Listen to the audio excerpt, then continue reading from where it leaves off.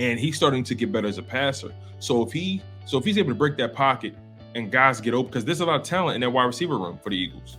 You can't play AJ Brown and Devontae Smith and Quez Watkins in man coverage for so long. How long can those corners, can those DBs hold the coverage and man coverage at that?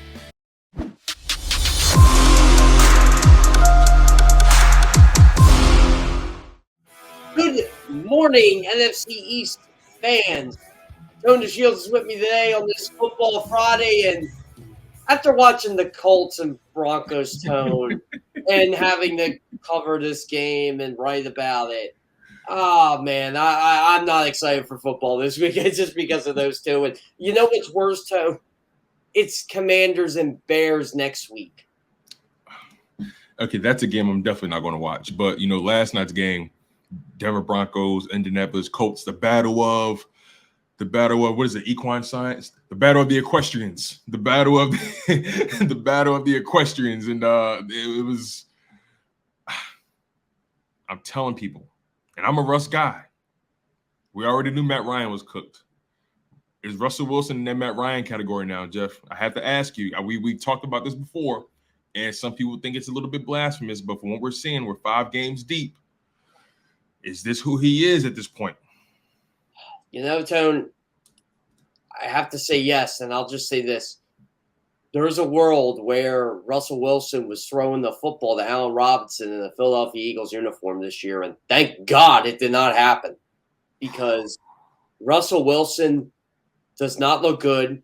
He is coached by a man who should not be an NFL head coach in Nathaniel Hackett. The guy has terrible play recognition. He has terrible in-game scenario ability. Nathaniel Hackett is not an NFL head coach. The fact that it's 4th and 1 and you're trying to get 5 yards on the final play of the game when you have Melvin Gordon with 23 one-yard rushing touchdowns in the league tells me all I need to know. You didn't need 5 yards there. You needed 1. You could have extended the game. You could have kicked. Could have kicked the field goal there, Tone. Could have extended the game. And yet Wilson not only throws the football, he tests Stephon Gilmore. He goes to Courtland Sutton. Again, not terrible, but when I'm watching the play live, I'm like, KJ Hamler, open. He doesn't see him, Tone. He was open 3 times on that play. It's a frustrating thing to watch, man. It really is. And I love Russell Wilson, too. I'm with you. I think Russell Wilson is a much better quarterback than this, but this is Donovan McNabb level drop-off from Eagles to Washington. That's what Russell Wilson is right now. And you know what the worst part is, Tone? They paid him $249 million.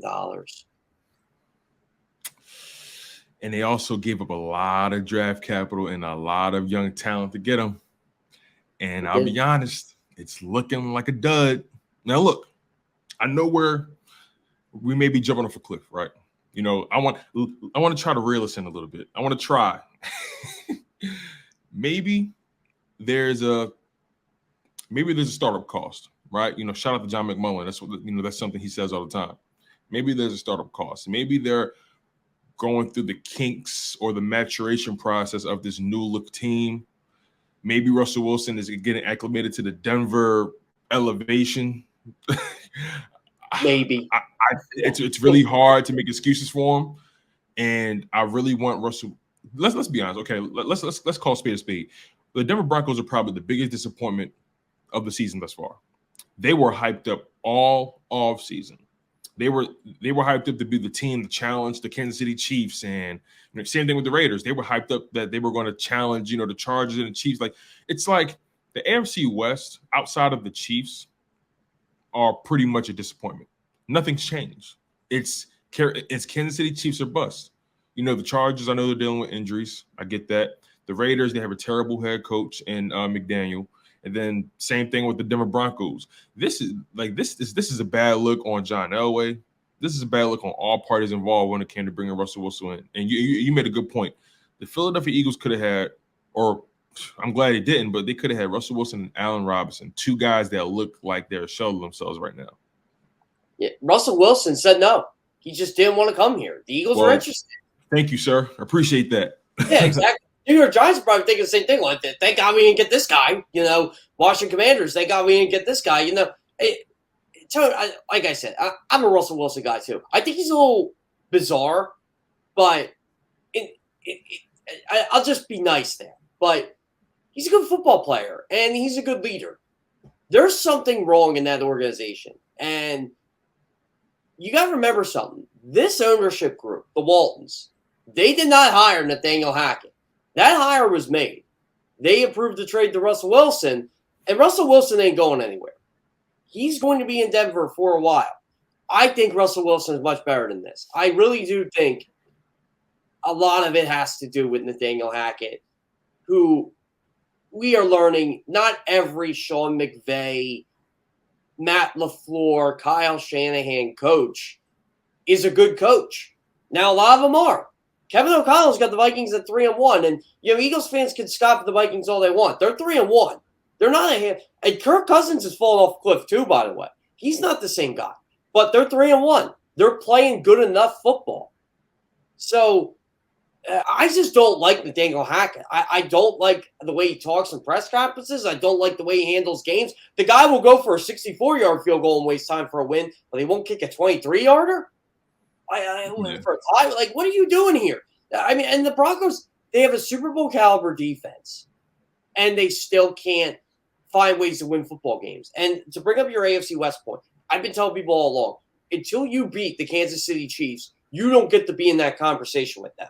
The only team in my mind in the AFC West that can make the playoffs this year outside the Chiefs is the Chargers, because they have a franchise quarterback in Justin Herbert. They have a deep talent pool on their roster. It's been tested, but the Chargers are overcoming a lot of injuries right now. And I know they barely beat the Texans. They still got some things to work out, but I do think the Chargers are legit.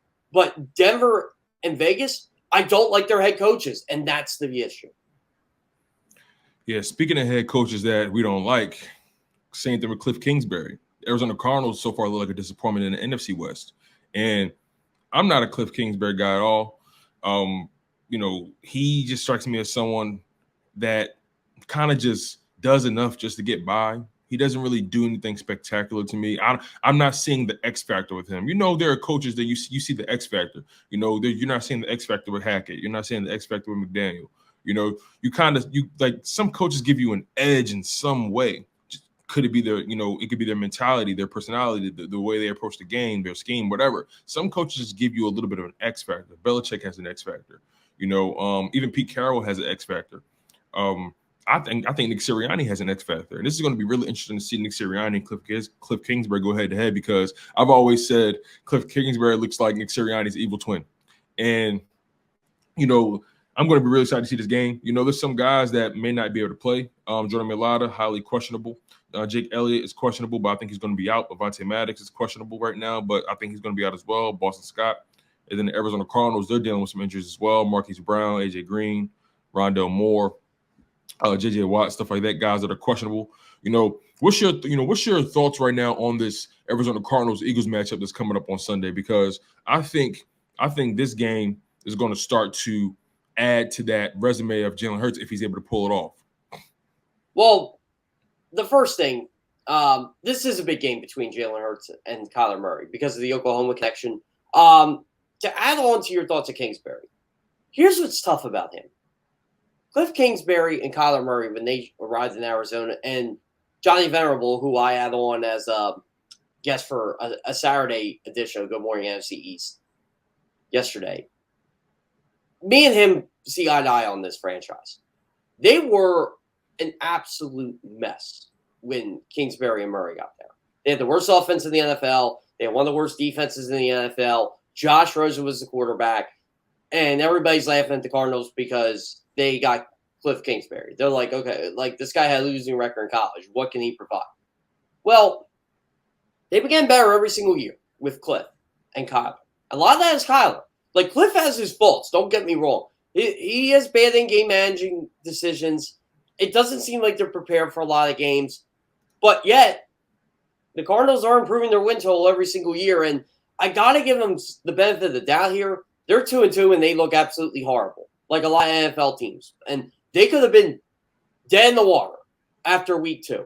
I thought if they started 0-2, that team was going to falter. And they still might at the end of the day, but they don't have DeAndre Hopkins. A.J. Green's hurt. Rondell Moore's been hurt. Antoine Wesley's been hurt. Looks like he'll come back this week, wide receiver. Like I joked, they're throwing to some guy named Greg Dortch. Their running game's actually been better than expected. Their defense has played really well the last 11 quarters. And somehow they're 2-2. A lot of that has to do with Murray, but I feel like through all the drama that goes on there, and it's more of it's manufactured because a lot of people don't like Cliff Kingsbury. They're staying afloat. No one expects Arizona to win this game. They can't win at home, by the way. They've lost their last 7 games at home. I mean, to me, if the Cardinals somehow survive all this and go 3-3, which right now all they have to do is go 1-1, I think they're in good shape in the long run because their schedule gets a heck of a lot easier after Philadelphia this weekend.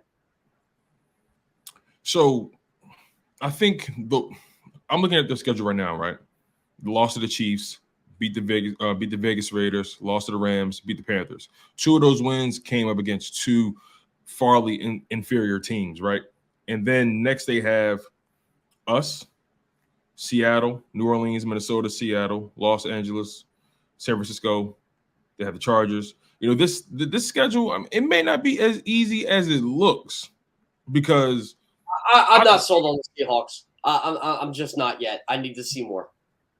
I understand. I completely understand. I mean, it is Geno Smith. He's someone who's hot and cold fairly. So I totally understand it. But nonetheless. See, here's the thing. I'm a little sold on him.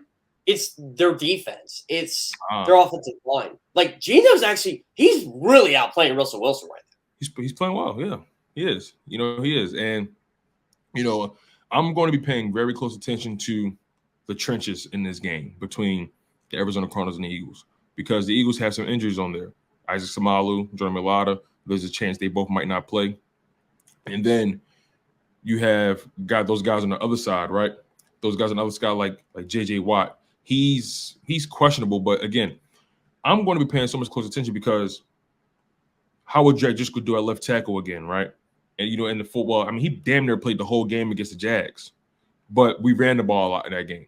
If I'm judging it correctly, to protect those guys, Isaac Samalu and Sua Opeta and Jack Driscoll, if I'm judging it correctly, I could definitely see the Eagles running a little bit more in this game to try to get those guys going, and then we start to open the passing game up. That's my expectation, especially when it comes in the trenches, because the Arizona Cardinals, like you said, the defense is actually playing fairly well. And they got some talent on that side of the ball. They got some guys that play fast. They got Budda Baker, the guy Isaiah Simmons, who is up and down, but for the most part, they got some talent on that side of the ball. So I think it'd be very interesting to see how this thing plays out, especially with all the injuries that both teams are dealing with. Yeah, so the Cardinals got some offensive line injuries they're dealing with too. Rodney Hudson, I'm assuming he's going to play, but if he doesn't, that's a big loss for them. Rodney Hudson's a pretty good center in this league, and this is where the Eagles' defensive line can feast. Now, the Cardinals secondary is pretty good. My issue with the Cardinals is, and again, Johnny, I got to give Johnny Venerable credit here because we were talking about this yesterday. Why don't they play their young guys? Them not playing their young guys, Isaiah Simmons, Zaven Collins, first-round picks, is different than the Eagles not playing Jordan Davis or Nakobe Dean as much. And he pointed out, Nakobe Dean ain't playing because the Eagles are good. They don't need Nakobe Dean to play. The Cardinals need Isaiah Simmons to play more. They need Zaven Collins to play more. And they just don't play young players. And that might be a Vance Joseph thing. And I wanted to bring this up too, Tony. Jalen Hurts only has a 58.3 passer rating against the blitz, yet no one blitzes him. I wonder why. Because the one team that did blitz him, he beat him with his legs. If Vance goes to man coverage, and he might have learned his lesson week 1 against Patrick Mahomes when you go to man coverage and blitz him, it don't turn out too well. Do you possibly see the Cardinals going to zone where Jalen Hurts is the highest passer rating in the league? Or do you see him going to man and say, you know what, Jalen, we're going to test you? I feel like at this point, teams are starting to see that, okay, maybe he is for real. So maybe they want to try to test him and hit him with the blitz. But here's the thing, right? Teams these days, they're so nervous to blitz Teams these days are so scared to get beat over the top. And when you have a guy like Jalen Hurts back there who has the speed, has the breakaway speed, a guy that can shake and bake and get out of that pocket and make a play, you don't want your most talented and your most athletic guys turning your back on them, running their man coverage. I wouldn't be surprised if they had a guy like Isaiah Simmons, spying them. You know what I mean? Because he has the athleticism to be able to keep up with him. But it's so tough because of the circumstances. Like you said, the Detroit Lions tried it, and they were getting him off his spots, but they were left wide open for so many other things to happen. And he's starting to get better as a passer. So if he's able to break that pocket and guys get open, because there's a lot of talent in that wide receiver room for the Eagles. You can't play AJ Brown and Devontae Smith and Quez Watkins in man coverage for so long. How long can those DBs hold the coverage and man coverage at that? I don't see it happening. So I think they're going to try their best to contain him, which is what I think the Eagles should try to do with Kyler Murray. Don't get too blitz happy. Don't edge rushers. Don't get too far outfield. Don't break containment. You know what I mean? And again, Jalen Hurts, Kyler Murray, those guys' skill sets makes it hard for you to blitz them on a regular basis. I understand his passer rating is not that high when he gets blitzed, but you have to account for other things that happen to you in the event of that you allow him to break containment. I think both these teams need to do the same thing with the opposing quarterback. Keep them in the pocket. Keep him in the pocket. Yeah, just keep Kyler Murray's good in the pocket. Jalen Hurts is good in the pocket, but I think your best chance to beat each other is keeping these quarterbacks in the pocket. I mean, that's just my opinion. Because if you let Kyler Murray be Kyler Murray and play the video game style that he can play, you're in for a long day. Because Kyler Murray's just going to wear you out. Absolutely. And I'm so curious to see what our guy Farzi has to say about this game because, his perspective is always fascinating. He always gives you the passion. He mixes in the analysis, you know what I mean? And I just love the way he breaks down the game, man. So make sure you guys always check out the Farzi show on YouTube. He does great work, and we have him coming up next after the break. But, before we get there, I had to ask you a question about Jalen Hurts and Kyler Murray, respectively. When they first met, it was essentially a shootout, and Jalen Hurts went toe-to-toe with him. Jalen Hurts put up over 400 yards of total offense, and Jalen Hurts did enough to win that game, in my opinion. Defense is the one that didn't hold up. Now this defense is significantly better. Jalen Hurts is significantly better. Kyler Murray, in my opinion, is the same guy for the most part. I think the equalizer in this game is going to be preparation. Both players' ability to will their team to the victory. I have more faith in Jalen Hurts in that regard. What's your thoughts on Kyler Murray in terms of his leadership and how this team follows him in comparison to Jalen Hurts and how this team follows him and how they respond? I don't think Kyler Murray knows how to be a leader. And it's not that he's not able to. I just think the culture around him is a problem. Arizona, Arizona treats Kyler Murray a lot differently than the NFL does. They just do. And I've told people, I'd rather have Kyler Murray than not have Kyler Murray. Right. To me, I think the whole workout clause thing is a bunch of BS. I think the guy does work, but there's obviously some issues there, right? It's maybe he's just not a Jalen Hurts type worker. People handle things different ways. I feel like though, Kyler Murray's the guy you can outwork. There's always that guy in the room that's more talented than you, but if you put in the effort, put in the time, you can match up with him or potentially beat him in whatever you're doing. To me, that's Kyler Murray. And look, I think Kyler Murray is a top 10 talent. I think Kyler Murray is a good quarterback. I think it's more than him. I think it's the culture around him. And maybe if you get a veteran coach in there, not Cliff Kingsbury, but again, if the Cardinals keep winning, they're not going to get rid of Cliff Kingsbury. So that's just my thoughts on Kyler Murray.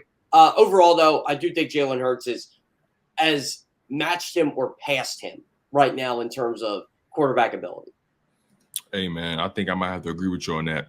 But you guys, we're going to go into our break. We have our guy Mark Farzetta coming up next on Good Morning NFC East. He's Jeff Kerr. I'm your guy, Tone DeShields II. Keep it locked, you guys, and don't move.